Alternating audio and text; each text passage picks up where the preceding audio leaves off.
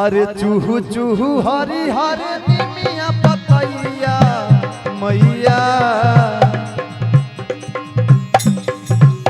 आहा चूहू चूहू हरी हरे निमिया पतैया मैया झूलेली झूलना वाला चिकेडा मैया झूलेली झूलना वाला चिकेडा मैया झूलेली झूलना वाला चिकेडा। अरे झुरु झुरु बहेला पुरुआ पवनवा झुरु झुरु बहेला पुरुआ पवनवा मैया झूलेली झूलना वाला चिकेडा। अरे बाबा चिकेडा मैया झूलेली झूलना वाला चिकेडा। ए निमिया के डाढ़ी मैया लावेली झूलना वाकी झूमी झूमी ना निमिया के डाढ़ी मैया लावेली झूलुआवा हो की झूली रे झूली ना कि मैया मोरी गावेली दिया हो की झूमी झूमी ना मैया मोरी गावेली दिया हो की झूली रे झूली ना मैया झूलेली झूलना वाला चिकेडा मैया झूलेली झूलना वाला चिकेडा। ये माई के दरबार में हाजिरी लगाता और झूमे के बाद ऐसे ही माई सब देखा ताड़ी देखी कैसे कैसे देखा ताड़ी के में गावता झूमता नाचता। अरे रेशम के डोरी लागल सोने के पलानवा सोने के पलानवा हो सोने के पलानवा जी हो जा के पलानवा हो सोने के पलानवा। ए बाबा गुड्डू बाबा अरे निमिया के पेड़ माई मारे लिया सनावा लागेली सनावा लावेली सनावा हो लावेली सनावा।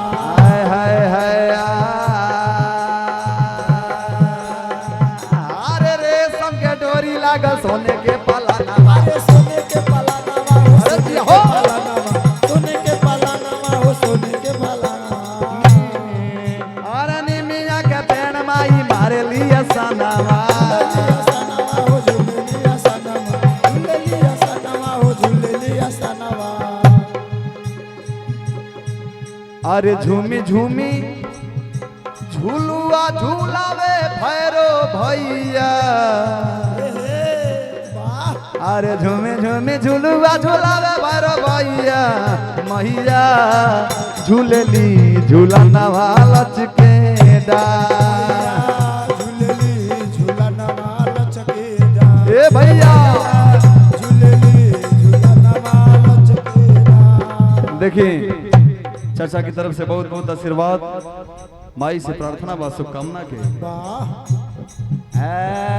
मैया झूलेली झूलना वाला चिकेडा मैया झूलेली झूलना वाला चिकेडा मैया झूलेली झूलना वाला चिकेडा। मुख्य जजमान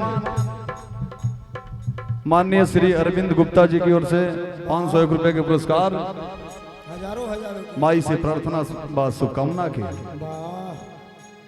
मैया झूलेली झूलना लचकेडा मैया झूलेली झूलना लचकेडा। और यही में कोनो मरद मेहरारू मेला कर गेली मरद मेला में भुला गए भैया मेहरारू कोनो देवर से कहत ये देवर जी हमारे राजा जी के दिखली है ना हो कैसे कहत ताड़ी हो कैसे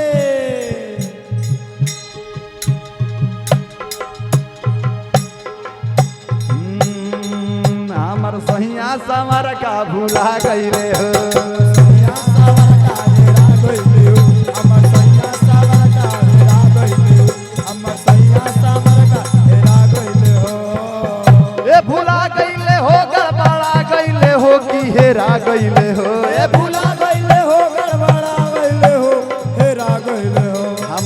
पियावा करियावा भूला गईले हो सावर का हेरा गइले हो हमर पियावा कोरियावा हेरा गइले हो। और कैसे अपना देवर से अपना मर्द के हुलिया बताओ तड़ी कैसे हो अरे चौड़ी मोहरिया के पंट बड़े पेन्हले धैले गमछिया का पारे देवर जी धैले गमछिया का पार देवर जी धैले गमछिया का पार।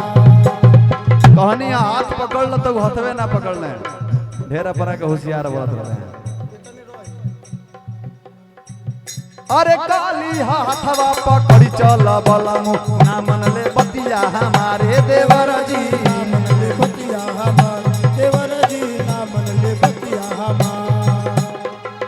अरे ना जाने कहां पर आ गईले हो ना जाने कहां पर आ गईले हो हमर पियावा समर का हेरा गईले हो हमर पियावा सावर का हेरा गइले हो हमर पियावा सावर का हेरा गइले हो। ये भुला गईले हो गड़बड़ा गईले हो कि कहां गईले हो भुला गइले हो हेरा गइले हो हमर पियावा करियावा भुला गईले हो हमर